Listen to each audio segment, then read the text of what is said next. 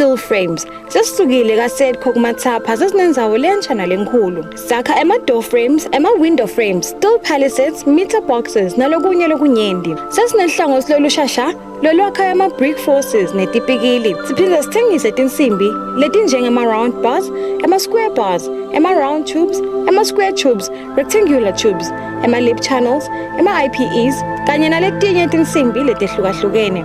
Siphinde futhi sibe ne-engineering hardware khona lapho. Sitfolakala kuMathapha Industrial Site Extension 1, Lot 867 eceleni kwase-airport mawubheka eKillox.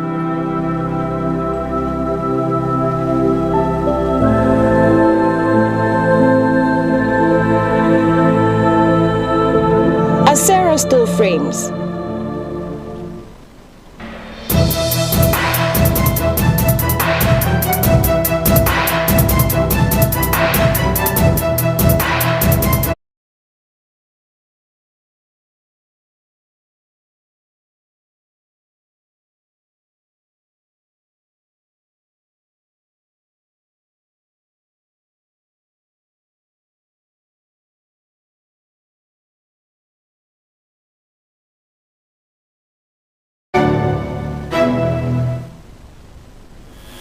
Angibingelele emaswati lamahle nginamukele Tindzaba elisuku lanamuhla entifunzelwa ngophokuhle wakadlamini kanti ke singangene kito emaswati lamahle nje ngicala ngikucolisa unjinela bami sebayilungisile indzaba ukuthi siphuthe kungena kito Tindzaba kanti ke sesingena kito sitawucala ngathi uhloko lethambe empili emaswati kuthiwa ngasebenzisa umgwaco wekomati port uma bafuna kuya eMozambique. Ubanjiwe umsola ukakadlela lapha embuleni. Kanti ke ngakule inye indzaba umgwaco wasemaphiveni uvuleke emkhatsini uvulwa imvula.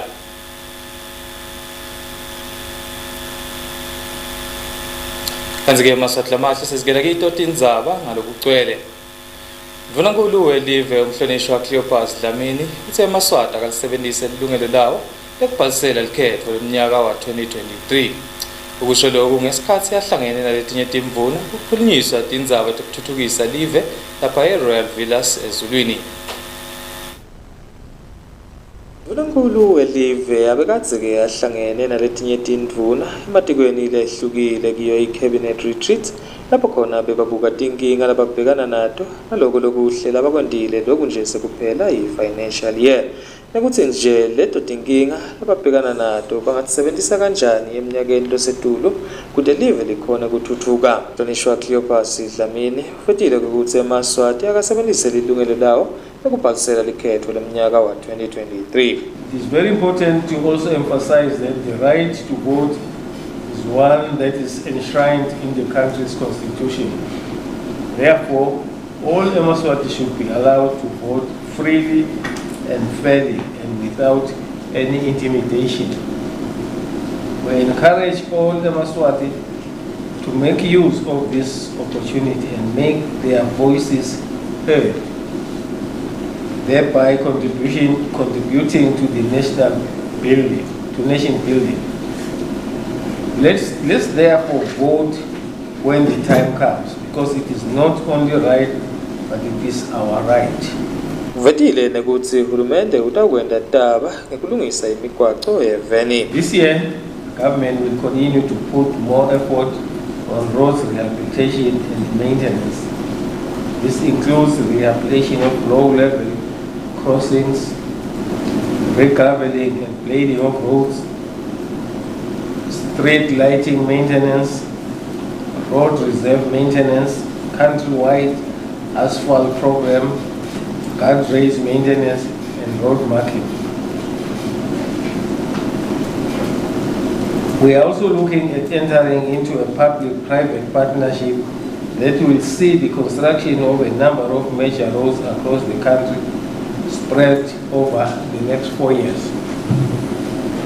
The tender process for some of these projects is already underway.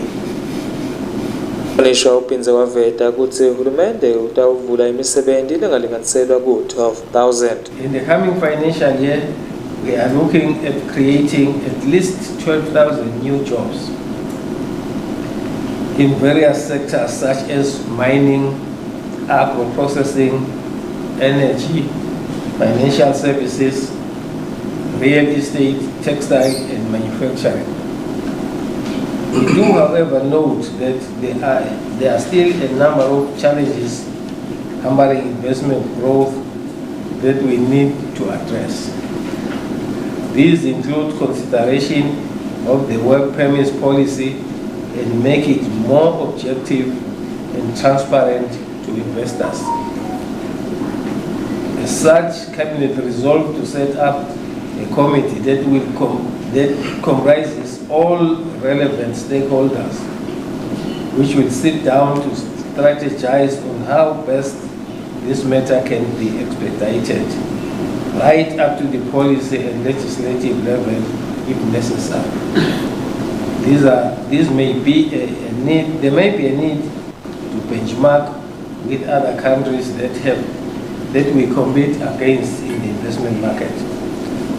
Hulumende utawatama nekuchubeka sekele insha ngato tinhlelo temali. Why we are grateful for projects such as Eswatini National Youth Empowerment Program done in collaboration with UNDP, which was launched by His Majesty King Eswatini III, that seek to empower thousands of young people through artisan skills training, entrepreneurship, and mentorship, digital skills training, amongst others. We are also looking forward to other new youth empowerment projects that are in the pipeline, which we will also be implementing with support of our partners. Kuthuthukisa temfundvo kubalulekile kakhulu ngekusho kanduna nkulu. One of the most important mandates of any government is to make sure that its citizens receive quality education. This means providing support where possible in order for our children to have a chance to make it in the future. It is for this reason that government is reviewing the free primary education grants. We are also mindful of the outcry on the shortage of teachers in some schools, which is why government recently approved the hiring of over 1,200 teachers, temporary teachers, and made some temporary positions permanent. We are also working on maximizing the impact of our available human resource through strategically aligning them with the current education needs. We are happy with the progress made by the Ministry of Education in terms of digitizing the education sector through projects such as the Learning Passport and the Education Management Information System. Tindzaba Channel Yemaswati kubika kuhle wakadlamini ngise Royal Villas ezulwini. Itiko letemfundvo selikubeke kwabasobala ukuthi tikolo atikavalwa kepha ke bothishela nhloko kuleso naleso sikole batawuthatha sinqumo ngekubuka sona simo lokubalekile kuphepha kwabafundi nabothishela kanti ke lokhu kuvakele ngamabhalanelo omkhulu welitiko letemfundvo. Itiko letemfundvo evele leMaswati lithi kude ke tikolo letinikwe imvume ukuthi tivalwe kulandzela ke tikhukhula letikhona kepha ke mabhalanelo omkhulu uvetile ukuthi leso sinqumo sitawuthathwa ngithishela nhloko ngekubona simo ukuthi sinjani. Uvetile ukuthi bafunzi nabo bacaphele basaya etikolweni nangabe vele simo siyabonakala ukuthi kuleso lesingodi baphephe. Uphinzeke waveta indzaba yokuthi leto tikolo letivaliwe bafunzi bahlala emakhaya litiko litawubuka ukuthi batawenda njani kuze nabo bakhoneke kushaktela bakhanzeke labanye bafunzi labangakathika betwa ke ngito tikhukhula. Naloko akufuna bese kuvalwa ngasisithina tikolo tivaliwe sikasho isikole tivaliwe ukuthi umvu akaqaphele thina siyawuthola amapoti kubo head teacher nasekuphethe imfula ukuthi ba affect njani lo kunakweliduru ngoba vele kuyenzayo ukwenza isikole singeshare labanye half bamfana bangeshare kwemfula vele ngeke bakhona ukufika esikoleni so isikole ngesikole ke sitabe sesiyabuka sisitawonda njani kulesimo lesikhanza sekuso. And then ke abese siyabuka emva kwalekuvula ukuthi sekungentiwa njani kuvala leso sikhebe sinabe sendele. Vele ke nathi siyatibonela anya nje ngibekela tubili beka bona ukuthi kulidun sola aliphele. Sitawucela nje ukuthi bacaphele kakhulu ngoba umfulu uyabulala ngento kuba bemuke bese sibabade bambana sibabade ngakuthishe phela bakunaka nje. Engabe ke kudeni mhlambe indaba tawusola ukuthi shiba sisemvaleleni isikolo njengoba nisho ukuthi salibheka valwa but decision isesikoleni. Yes, asikavele nanya leso sasho sasikavala isikolo. But sitabuka lamalosi silatawende wavele kusho ukukhona lokutawu khanza sekuyashota. Sibe siyabuka ke ngesikolo ngoba kusitonke isikolo leti affected ngalembole. Sabanga ngesikolo ngoba phela lokho kusho ukuthi kukhona abamfana labatawuluza abanye bachubeka. So ngosithina asisho savala isikolo. Into abonakala ukuthi lapho ke leba affected sebasitwa kanjani. Sekuba specific kuleso sikolo lekwenze ukuthi bese affected ngaleso sikhathi. Ngeke sende iblanket statement isikolo athuvala. Ngizandile Mpapane Tindzaba Channel Yemaswati kunapho kuhle Dlamini sisezulwini.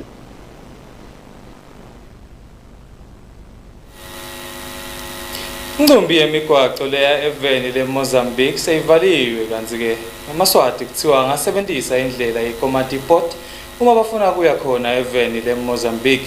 Lokhu kushiwo ngumbasada welive leEswatini leSeMozambique. Njengoba ke imvula solotine kanjalo eveni leMaswati itfombe lesititfolile tingumsakazo tiyaveta kwekuthi umgwaqo ikakhulu lobheka khona eveni leMozambique eMatola naseMbowane uvaliwe kulandzela kwekuthi ugate vuke ngato timvula kanti ke nemgwaqo weMbowane nenamacha nasawutawufika nje eMSC Quarry nawo kuthiwa ke uvalile. Umsakazo ukhulume nambasada welive khona eveni leMozambique ngabo mahlale ekhukhwini la sivetele sithombe ukuthi ngabe qhubekani lapha uvetile mbasada ukuthi eMaswati ayexwayiswa ukuthi nakafise ke kuye eveni leMozambique akaphume ke ngasenkomati port noma ke basebenzise le umnye umzila kepha ke vele kusabuka ukuthi ngabe khamba kanjani njengoba ingcumbi yemigwaqo ivaliwe. iMozambique ibe ne challenge levamsile nokho as we all know lamave lamabili South Africa Eswatini lemifula igcina ithelela elwandle Mozambique. Naturally umfula uhamba inugolele Tindzaba bese ke kugethuke ngaseBowane which is connecting Eswatini neMozambique. Kwagethuka somewhere just before Matola. So if eMaswati kwanyalo laqishe if ever kusaqhubeka nakhona but isidinga sengoma zingathe yaqwala. The only alternative route ungena ngasenkomati port bahambe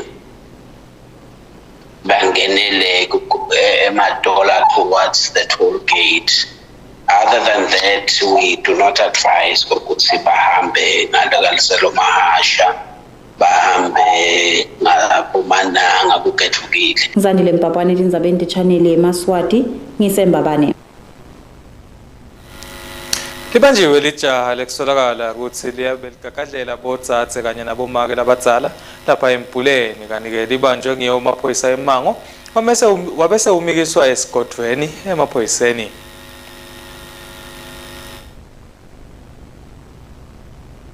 Libanjiwe lijale bekade kusolakala ukuthi ligagadlela abantu labanyenti lapha endaweni yasempuleni. Lelijale lingimancoba kamaseko libanjwe itolo maphoyisa eMango khona empuleni. Basilowe kunene bekasolafuna kamadima kulandzela ukuthi isigameko la senta sekugcina ukuthi agagadlele make nemvana lebekade balele khona endlini. Noko makabanjwa lokunene kube khona ikakhulu nalabetako batobuka ukuthi engabe nguye mbamba enilekukhunywa ngaye labaningi bakhanzile ukuthi nguye. Noko secucisana lomsaka umsakazo ubheke kanjena. Mina ngiyadzinga ukuthi umuntu endeni afike angikhombe njenganyalo labaye bafikile labaye bakhona lomnye wakhona bathi akusimo uyabona nako lenguthandizako mina ukuthi umuntu afika athi angikhombe bete umuntu hayi ukuthi ngendeni bese sengiyashayo uyabona ngento lengingakayi yini ngosile kwenta ukuthi baze bakusole wena kangaka and futhi bakusolela ukuthi ugagadlele abantu angathi ukuthi yini inkinga ukuthi ngisho ngawathi ukuthi abantu bakusulela ini uyabona but ke ngikubuke mina esikhathini esiningi baba nekuthi ema previous akhe akanjani njengoba ngikhona iphoyisa imali engichazile la ngibuta dlamini ukuthi ngecha bobosheleni icala ngisho ngathi wokucala bengiboshelwe ini ukuthi bangani bami kwathiwa ihandigesi kwebiwa kuphi endlini yami qala kwami nje kuboshwa empilweni wesibili ngaboshelwa ukuthi okay ngikwaze umuntu ngihlala uphi emahlabathini phoyisa lemango Jabulani kaDlamini uchazile ukuthi lona ngokunene bekafunelwa emacala lemanyela ke wawenda lake aboshelwa futhi nanawo like lafuneka lelijala lifuneke la emacala laphathelana negagadlela kepha ke inkinga lendekile inkinga lendekile vele kube kunengi lokuthi nguye sekushitiwe lokuthi nguye kulokunengi lokho sekatholakala naye ke bekuvakala lokuthi uyabonakala manje uyabaleka akasonzele ngoba njengoba sekakwaveta nje lokuthi uvile ukuthi uyafuna ufuna amaphoyisa emanga amfunela icala lelifana naleli bakhona ke laba amadiko lokuthi nguye baseta labo laba lo ngathi kwendeka kubo lobucala ungathi bavule emacala batawukhona ukuthi basite umthetho ukuthi ngabe nguye yini lona lo solakalako njengoba angumsolwa mase ngishele izingane sami singishele ekseni siyangitshela sithi sisaya esibhedlela basirayipile awu sihambe vele sibuye esibhedlela masibuye esibhedlela ngihambe ngiyofuna le information ukuthi kwenteke no ratio ngibani hayi ambekise ke vele lo bhuti mancoba ngumuntu lengimatiko kusukela kwakatheni le ndlela mbekisa ngayo vele kufika sithombe sakhe lapha kimi makufika sithombe sakhe lapha kimi ngishayela lomnye bhuti labathi ngigenge wakhona la endzaweni ngithi akakhulume naye lo ntombazana ambekise kuye athi vele lo ntombazana makambekisa kuye lezingane sami avela abone ukuthi vele ngimancoba lona vele ngalendlela nje lambekisa ngayo konke ngishona ngalesisango lesila emathinyweni akhe ngomancoba lona siyamathi kanti vele une previous nedi akayivethi yena makakhuluma neba une previous ye rape bekavela boshelwe yona la emangweni ubese kuyathathwa uma kusokhona emaphoyiseni esigodweni isabenti Channel Yemaswati Justice kaDlamini na Kerry Carlos simathapha Mengameli welibandla lemasabatha emhlabeni jikelele ubhekeke ukuthi atheleke eveni laKangwane ngalesibili esikhumulweni seTindzaba iKing Eswatini the 3rd International Airport kudovusela abazalwane kanye nebaholi. Umholi welibandla lemasabatha emhlabeni wonke jikelele Dr. Ted Wilson kubhekekile ukuthi ngalesibili katheleke lapha ke eveni laKangwane lapho khona katawuvusela ke baholi belive uhulumeni kanye ke nebazalwane balo ke libandla lemasabatha ke eveni Eswatini kanti tabese kuba nayo ke inkonzo lenkulu lapha ke emavuso kusukela ngesimbi ke 10 ke ekuseni mabhalane lemkhulu walo ke libandla lemasabatha ke eveni laKangwane uthi ke wonke umuntu umukelekile ukuthi angeda ke kuyo lenkonzo letabila lapha ke emavuso kodwa nguye ke umholi wemasabatha emhlabeni wonke jikelele libandla lensali ke noma ke lemasabatha eSwatini sithokoze kakhulu ukuthola sibusiso sokuvakashelwa ngumengameli nomholi welibandla lemasabatha mhlaba wonke umuntu lomdzala ke longa Dr. Ted Wilson lo suka enhloko office yalelibandla lelindinde eAmerica United States of America uthatheke lihambo ke umlomdzala nemndeni wakhe ukuthi avakashele libandla lelisabalele emhlaba wonke but this time around unqome ukuthi asekavakashele libandla lensali kulesifundza lesinyendasi seAfrika masihlangene lapha emavuso kune documentary lesiyilungisile lebonisa live laKangwane lapho amabandla ethu khona ngokuhlukana kwetifundza netidingeko netiswelo taleto ndzawo so sifise kakhulu ukuthi uma sakhona lo mdzala simbonise simo salelive ukuthi siphila kanjani nokuswela nokuhlupheka lesinako kanjalo ke naleli phiko lelibandla la kaAdra lelinakene nedimo tedehlakalo nokuswela sitambonisa Tindvo letentuwa kaAdra la hamba fika khona nalapho Adra hluleka khona sihlabe kumkhosi vele nakuye ukuthi nakabuyele emuva etinini ntaleli bandla hlaba umkhosi ukuthi esifundzeni lesendasi neAfrika eveni laseswatini kuna nathi idzingo nathi nanathi ngingasho nje ukuthi Adra uzamile yena eSwatini ngoba namuhla sinetikolo letimbili i-primary lelapha kumahlanya ne-high school lelapha kaphunga lesisungulwa ngi-Adra kuzama ku-caterisha for tidzingo tebantfwana ngoba umthunzi uvetile ukuthi lo mholo uyaye athi-ke nakafika-ke eveni abese-ke uvukisela nawo-ke emakhosi noma-ke nabo-ke baholi balelo live eTindzabeni temsakato Channel Yemaswati ngigeri Carlos naJustice Dlamini sikamanzini.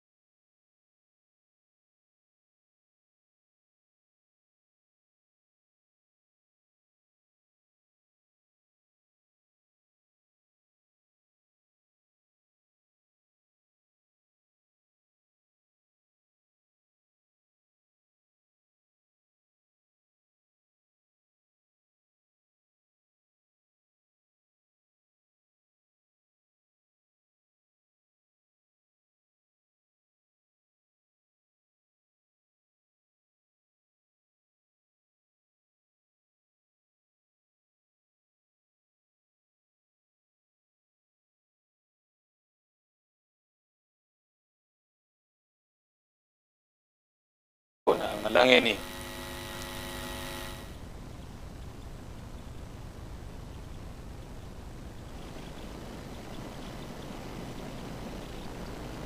Umgwaqo lochamuka kamanzini uye kuBothabankulu nasemhlume kulandzela timvula letikhona sewuvalekile kulandzela umsele lomkhulukati losekhatsi emgaqweni timotolo nabo ke bantfu abakhoni ke kuhamba ekhatsi kakhulu naleto letichamuka kulo mahasha nabo maphiveni kanti ke letaBothabankulu nabo mhlume ticela ukuthi tiphumele ngale kubomafutheni njengoba sisele ngileso lesikhulu kakhulu kude vele lokutawukhona kuhamba takhamuti letikhulumisane nemsakato tithi abati ke ukuthi kutawugcina kwendeke njani njengoba kuyabonakala ukuthi lo monakalo ngeke ke ulunge nyalo nanyalo ngichamuka ngala kamanzini ngithi ngibheke ngala Bothabankulu mhlume sengikhanza lo monakalo lana tholakala ukuthi akuhambeki itulu vele lempilo la yenda tento talo vele nje bakhona ekhamba amabhasi kude nje lokuhambako lana So ke sicela kwathisa ukuthi umuntu leqhamuka kwesimunye naloqhamuka kubolo mahasha waphiveni bahluka ukuthi ke mawufuna indlela yokuya kubomananga bothabankulu bomhlume sale kuphumela ngale emafutheni kongenelwa ngakhona ngoba lana ngathi kutothatha emalanga vele noma emaviki ukuthi kulungiseke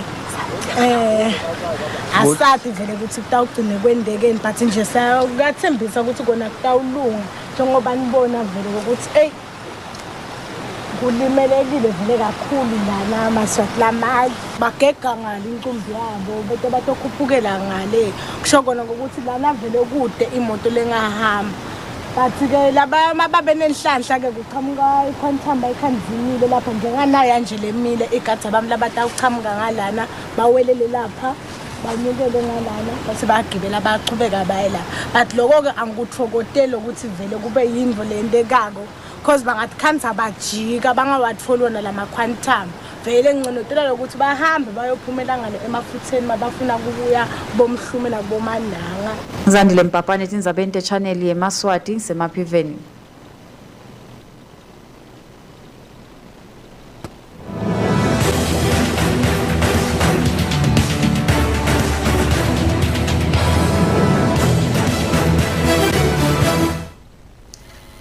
Kanti-ke maswati lamahle sesigcinakito Tindzaba ngaphandle kwakuleli induna yamaphoyisa aseningizimu neAfrika icele ukuthi itendo yamaphoyisa kube nguleto letifanele ngesikhathi EFF ne-ATM ikhoshiswa ePhalamende emhlanganweni welive neningizimu neAfrika. Iqhubekile i-State of the Nation address leyatiwa kamafisha ngesona eveni leningizimu Afrika itolo. Lapho khona lo mhlangano uphute kucala ngenxa yokuthi mongameli welive leningizimu Afrika Cyril Ramaphosa abesolo aphazanyiswa abalandeli bayo kwe-Economic Freedom Fighters. Kanti-ke loyo lokhulumela wona lo mhlangano walelive noSiviwe Mabhisa Nqakula ubese sewucela-ke ukuthi labe kunene bakhoshiswe kulo mhlangano. Members, you are refusing to leave the house. Thank you.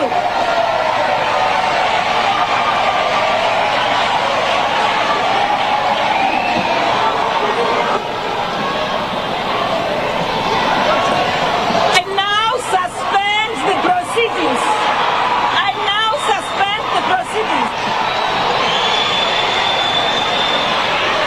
Kanti-ke indvuna yemaphoyisa bheka icele ubese sochaza ukuthi labamvu lebe bagcoke lokubovu bakhweshiswe ngalokusemthethweni. Well, indeed, the internal part of the parliament belongs to the presiding officers, the speaker and the chair. But as the police, we have a constitution in the Republic of South Africa, section 205, that instructs us exactly what to do, is to prevent, is to protect, combat any criminality, protect all the inhabitants, enforce the law, and make sure that everybody is safe. There was a threat there of the head of state, thing that has never happened, that people they charge it towards him where he's standing. As the police, we have to really act. Remember, we have a history in this country where the Prime Minister was killed inside the chambers, inside the house. So we're not going to wait too much to see if there is blood flowing or not.